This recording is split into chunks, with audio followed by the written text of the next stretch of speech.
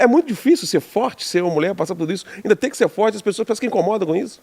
Olha, Alex, eu acredito que ninguém que sonha com uma família, e com um casamento, imagina que vai viver aflições e coisas tão difíceis como eu vivi. Mas, por outro lado, o que me fez, já como pastora, como teóloga, e para fazer minhas pós-graduações em psicologia, foi porque eu entendi que muitas vezes a gente conhece Jesus e acredita que a nossa vida, milagrosamente, vai ser totalmente transformada simplesmente porque a gente confessou que Jesus é o nosso Deus, a gente se consagrou, a gente se batizou e, de repente, tudo que a gente já viveu na nossa vida vai ser mudado radical. E não é verdade isso. Quando Paulo fala que a gente é transformado pela renovação da mente, às vezes eu tenho a sensação que é quase que manual essa transformação da mente, porque a gente tem que desaprender muita coisa para aprender coisas novas. E dependendo de como foi tua infância, de como foi tua adolescência, você carrega marcas inconscientes que você nem imagina, que vão influenciar teu comportamento, tuas escolhas. A gente tem uma série de informações que conduzem as nossas escolhas e que muitas vezes a gente não tem controle. E quando a gente se converte, a gente acredita que está tudo bem. Às vezes você ora, não ora o bastante, e você pensa assim, Deus não falou nada, quem cala consente. Se ele não falou nada é porque é para casar.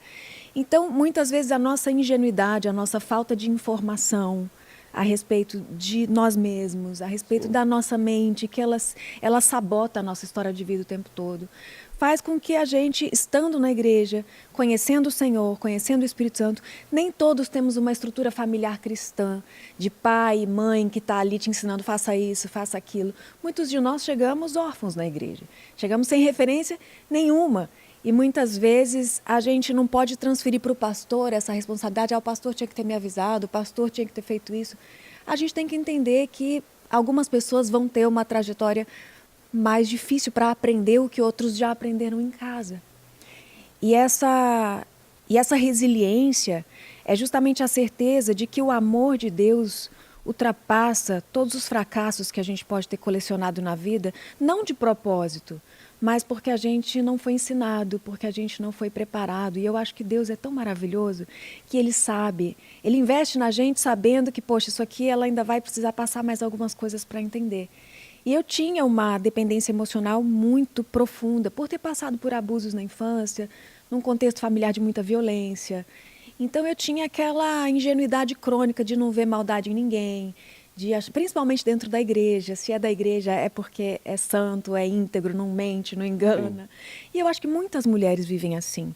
E às vezes você olha uma mulher com aquele estereótipo assim de essa mulher é empreendedora, essa mulher é uma pastora, ela tem autoridade, ela expulsa demônio. Você não sabe que na vida afetiva dela, ela às vezes é infantil, ela às vezes é insegura, ela às vezes atrai pessoas que vão sugar, que vão abusar, que vão extorquir. E ela, no fundo, está pensando que está ajudando todo mundo. Então, o ambiente de abuso, muitas vezes, acontece dentro da própria igreja, porque aquela pessoa já está acostumada a ser abusada. Aquilo ali faz parte da formação da identidade dela. E, no meu caso, eu passei por 2 divórcios bíblicos, viu, Alex? Por que bíblicos? Porque teve traição e teve violência. Sim. A Bíblia, ela respalda, para que haja a proteção da mulher.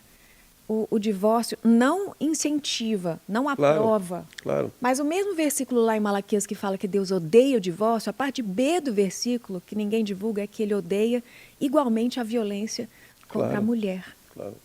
Então a gente está vivendo um momento onde esse assunto está muito em alta, porque graças a Deus as pessoas estão tendo coragem de falar, olha, eu sou de Deus, eu estou na igreja, eu tenho ministério, mas olha, minha vida conjugal é sofrida. Olha, eu não percebi que eu estava correndo risco e eu sofro violência. As mulheres estão tendo coragem de falar porque dá vergonha. Mas você percebe preconceito das pessoas por você estar no terceiro casamento? Muito. Isso aí você muito. sente? Algumas se afastaram, alguns convites deixaram de ser feitos. Apesar de que é um absurdo. Porque os seus 2 motivos foram completamente plausíveis e bíblicos, inclusive, como você acabou de dizer. Apesar disso, ao invés de ser acolhida, muita gente às vezes ainda trata com preconceito? Demais. Na primeira vez, eu já sofria, mesmo sabendo que foi uma pessoa que foi embora, né? Eu fui para a estância, inclusive com a Fernanda, fui para a estância com a Estela, tinha acabado de sair do hospital. Quando eu voltei para casa, não tinha mais nada em casa. Então, eu fui literalmente assim repudiada, uma linguagem bíblica, né? Mas eu já sofria traição no casamento, já era um casamento muito difícil, né? Uma pessoa que no namoro, e eu acho que isso também é uma coisa muito comum. As mulheres estão na igreja esperando para casar em santidade, muitas vezes se converte com 16, no meu caso, vai casar com 30.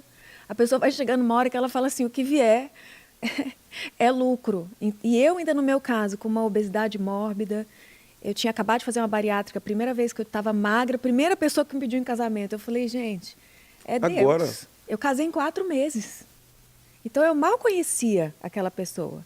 E, infelizmente, acontece isso. Dentro da igreja, aquela pessoa às vezes é um líder, ou tem uma linguagem muito cristã, ou tem uma aparência de piedade. A Bíblia fala sobre a falsa aparência de piedade.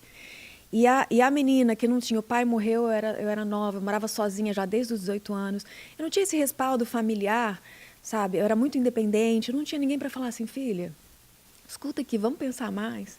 Vamos, vem aqui, você não precisa ter pressa. Não, você é linda, não é porque foi o primeiro que apareceu que você tem que já se casar em poucos meses. Então, eu acho que hoje, quando eu ministro as mulheres, eu estudo sobre, me formei como psicanalista, eu quero ajudar outras mulheres falando o que eu queria ter ouvido, sabe? Não é um casamento que vai te dizer que você é amada ou que você é importante. Não é porque você, de repente, precisa esperar um pouco mais ou porque você foi abandonada ou traída que você tem que ser punida pela sociedade como uma... Ainda existe muito machismo, né? muito. Muito. Você vê que o rapaz que divorciou, ou até o pastor que já divorciou, ninguém fala no assunto, né? Ah, porque foi a mulher que não foi sábia, ou porque tinha um problema emocional, ou porque ela traiu. Ele casou de novo e está tudo bem, e o ministério está intacto. Mas quando é uma figura feminina, existe uma dificuldade social de entender que essa mulher, muitas vezes, ela foi vítima. Tem pastoras que chegam para mim hoje e falam assim, Bianca, eu já fui traída 15 vezes. Só que me ensinaram que se eu pedir divórcio, eu vou para o inferno.